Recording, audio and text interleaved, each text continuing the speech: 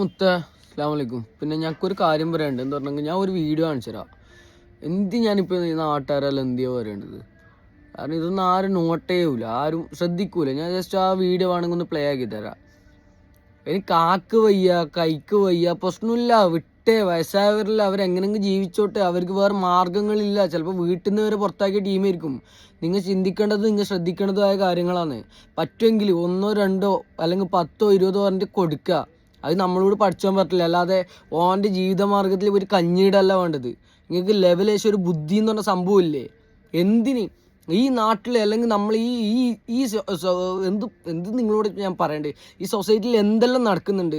നിങ്ങൾ അതിൻ്റെ ഒന്നും ബാക്കിൽ പോകുന്നില്ല. ഒരു പാവപ്പെട്ട മനുഷ്യന് പിച്ചെടുക്കുന്നത് എരന്നിട്ടോ ഇരുന്നിട്ടോ അല്ലെങ്കിൽ കിടന്നിട്ടോ എങ്ങനെങ്കിലും എടുത്തോട്ട് നിങ്ങൾ അതിനെ പോയിട്ട് ഉപദ്രവിക്കേണ്ട ആവശ്യമുണ്ടോ? നിങ്ങൾക്ക് എന്ത് കിട്ടുന്ന അത് ചെയ്തുകൊണ്ട് ഒരു ഒരു ഒരു ഒരു സംഭവമില്ലല്ലോ. പിന്നെ നിങ്ങൾ എന്തിനാണ് വേറൊരാളുടെ കാര്യത്തിൽ കഞ്ഞിയിൽ പാറ്റയിടാൻ വേണ്ടിയിട്ട് പോകുന്നത്? മക്കളെ, നിങ്ങൾ ശ്രദ്ധിക്കേണ്ട ഒരു കാര്യമുണ്ട്. പഠിച്ചോ പറഞ്ഞിട്ടുള്ള ഒരു കാര്യമുണ്ട്.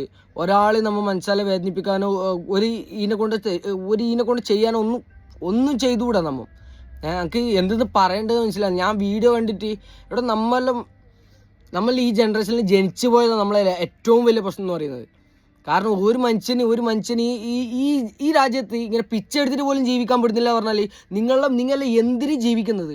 എന്ത് കണ്ടിട്ട് ജീവിക്കുന്നത്? ഞാൻ ചോദിക്കുന്നത്, ഒരു പാവപ്പെട്ട മനുഷ്യന്, വയസ്സായ മനുഷ്യന് തിന്നാനോ കുടിക്കാനോ പണിയെടുക്കാനോ വകയില്ലാത്തതുകൊണ്ട് പിച്ചെടുത്തിട്ടോ എറിഞ്ഞിട്ടോ എങ്ങനെ ജീവിക്കും? നിങ്ങൾ അയാളെ കഞ്ഞിയിൽ പാറ്റേണ്ട ആവശ്യമില്ല. എന്തിനു നിങ്ങൾ അവരെ ചെയ്തിട്ട് വെറുതെ കുറ്റമായിട്ട് നിങ്ങളെ ജീവിതം നരയിക്കാനാക്കുന്നത്?